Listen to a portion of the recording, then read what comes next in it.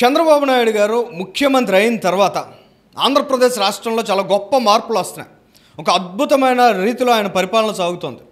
ఇవాళ ఆంధ్రప్రదేశ్ రాష్ట్రాన్ని గాడిన పెడుతున్నా అని చంద్రబాబు నాయుడు గారు చెప్తున్న మాటలు ఏవైతే ఉన్నాయో అవి అక్షర రూపంలో నిజమవుతున్నాయేమో అనిపిస్తుంది.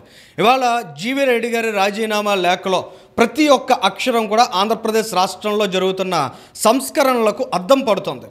ఇవాళ జీవీ రెడ్డి గారి రాజీనామాను మరొక కంటెక్స్ట్లో మనం చూసినట్లయితే మొన్నటిదాకా జగన్ రెడ్డి గారి పరిపాలనలో ఐఏఎస్ అధికారులు కాస్త ఇవాళ ఐఏఎస్ అధికారులుగా మారిపోయినటువంటి తీరును చాలా స్పష్టంగా చూడగలుగుతున్నాం.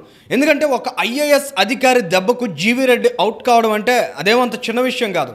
జాతీయ అధికార ప్రతినిధి తెలుగుదేశం పార్టీకి కష్టకాలంలో తెలుగుదేశం పార్టీ ఉన్న రోజుల్లో రాజకీయాల్లోకి ప్రవేశించారు. ఆయన ఒక న్యాయవాది, ఆయన ఏమి ఇల్లిటరేట్ కాదు. ఆయన ఒక న్యాయవాదిగా ఉంటూ చార్టెడ్ అకౌంటెంట్గా ఉంటూ ఉన్నతమైన విద్యావంతుడిగా ఉన్న జీవీ రెడ్డి గారు నారా లోకేష్ గారి టీంలో కూడా ఒక బలమైన మెంబర్గా చెప్తారు. నారా లోకేష్ గారు ఫ్యూచర్ లీడర్గా ఎమర్జ్ అవుతున్న తరుణంలో ఇలాంటి యువ నాయకులకు చాలా ప్రత్యేకమైన స్థానాన్ని ఇవాళ తెలుగుదేశం పార్టీ కల్పిస్తుందని అందరూ భావించారు.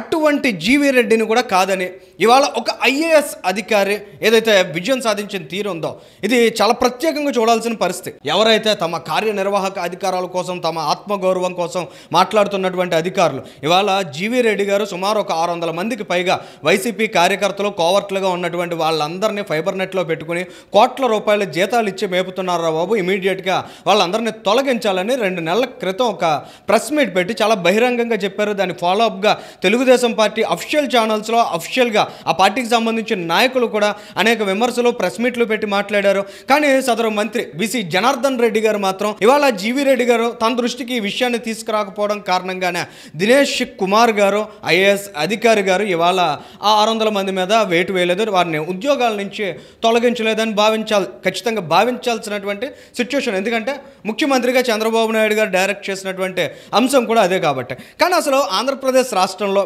ఐఏఎస్ అధికారులుగా ఇవాళ ఉన్నటువంటి కొద్దిమంది ఐఏఎస్ అధికారులు ఎలా పనిచేశారు అనే విషయాన్ని ఒకసారి మనం అబ్జర్వ్ చేసినట్లయితే అనైతికం, అక్రమం, అనాలోచితమైన జగన్ రెడ్డి గారి అనేక నిర్ణయాలకు అడుగులకు మడుగులొత్తిన చందంగా కొద్దిమంది ఐఏఎస్ అధికారులు పనిచేసిన తీరును మనం ఆ రోజుల్లో అబ్జర్వ్ చేసాం. ఎల్వి సుబ్రహ్మణ్యం గారు సీనియర్ ఐఏఎస్ అధికారి, చీఫ్ సెక్రటరీగా ఉన్నారు.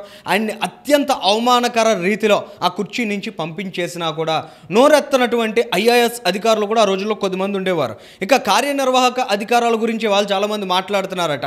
ఇక కార్పొరేషన్స్కు మేము ఎండీలుగా ఉండడం ఎందుకు, రాజకీయ నాయకులను పెట్టేసుకుంటే బాగుండేది కదా చంద్రబాబు నాయుడు గారు అంటూ ముఖ్యమంత్రికి కూడా వాళ్ళు ఒక ఉచిత సలహాను మీడియా ముఖంగా ఇచ్చే ప్రయత్నాన్ని అటెంప్ట్ను కూడా చేశారు. మరి అటువంటి వాళ్ళందరూ కూడా ఆ రోజుల్లో కార్యనిర్వాహక అధికారాలను పూర్తిగా జగన్ రెడ్డి గారి అడుగులకు, ఆయన కాళ్లకు తొడుగుల కింద మార్చేసినటువంటి సిచ్యువేషన్ ఎవరన్నా మర్చిపోయారా ఆంధ్రప్రదేశ్ స్టేట్లో?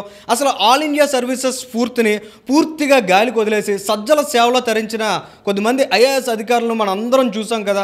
ఇవాళ ఋషికొండ డిస్ట్రక్షన్ దగ్గర నుంచి మొదలు పెడితే ఆంధ్రప్రదేశ్ రాష్ట్రంలో జరిగిన ఆర్థిక విధ్వంసం వరకు అడుగడుగున జగన్ రెడ్డి ఏ స్థాయిలో అయితే ఈ రాష్ట్రాన్ని విధ్వంసం చేయడానికి కార్యాచరణతో ముందుకు వెళ్ళారో ఆయనకి సమాంతరంగా సహకరించిన ఐఏఎస్ అధికారులను కూడా ఇవాళ కూటమి ప్రభుత్వంలో ముఖ్యమంత్రి చంద్రబాబు నాయుడు గారు కాన్సన్ట్రేట్ చేయాల్సిన అవసరం ఉంది కదా. కానీ ఇది పొలిటికల్ గవర్నెన్స్ కాదు, బ్యూరోక్రాట్స్ నడిపే గవర్నెన్స్ కాబట్టి ఖచ్చితంగా ఐఏఎస్లకు గౌరవం ఇవ్వాలి. కాబట్టి వాళ్ళు రాజకీయ నాయకులను, ముఖ్యంగా కార్పొరేషన్స్ కావచ్చు, మంత్రులు కావచ్చు, ఎమ్మెల్యేలు కావచ్చు, వీళ్ళకి ఏ మాత్రం విలువను ఇవ్వకపోయినా చూసి చూడనట్లుగా వ్యవహరించాల్సినటువంటి సిచ్యువేషన్ ఖచ్చితంగా బలంగా ఉంది. ఎందుకంటే రాష్ట్రం గాడిన పడాలంటే ఈ ఐఏఎస్ అధికారులు మాత్రమే పనిచేస్తే సరిపోతుంది. రాజకీయ నాయకులు, ప్రజల్లో ఓట్లు వేయించుకున్న వాళ్ళు ఏ రకంగా కూడా ప్రభావం చూపగలిగే సిచ్యువేషన్ ఆంధ్రప్రదేశ్ స్టేట్లో లేదేమో అని వాళ్ళ ప్రజలు కూడా భావించేటువంటి సందర్భం. ఇక జవహర్ రెడ్డి గారు, ధర్మారెడ్డి గారు లాంటి వాళ్ళు ఆ రోజు కూటమి ప్రభుత్వం అధికారంలోకి వస్తోందనగానే ఎందుకు కుర్చీలు ఖాళీ చేసి వెళ్ళిపోయారన్న విషయాలను కూడా ఏ మాత్రం రివ్యూ చేసుకొని నాటి ఐఏఎస్ అధికారులు ఇవాళ ఐఏఎస్ అధికారులుగా ఒక్కసారిగా మారిపోయి తమ అహంకారాన్ని, తమ ఆధిపత్యాన్ని, తమ అహంభావాన్ని కనబరుచుకునే ప్రయత్నం ఏదైతే ఉందో ఖచ్చితంగా ఇది ప్రజాస్వామ్య స్ఫూర్తికి విరుద్ధమని చెప్పాలి. ఇవాళ రాజకీయ నాయకులంటే ప్రజలచే ఎన్నుకోబడినటువంటి నాయకులు. ఇవాళ కూటమి ప్రభుత్వం అంటే ప్రజలతో ఎన్నుకోబడినటువంటి ప్రభుత్వం. ప్రజల ఆకాంక్షలకు, అభిప్రాయాలకు అనుగుణంగా ఈ ప్రభుత్వం నడుచుకుంటుంది.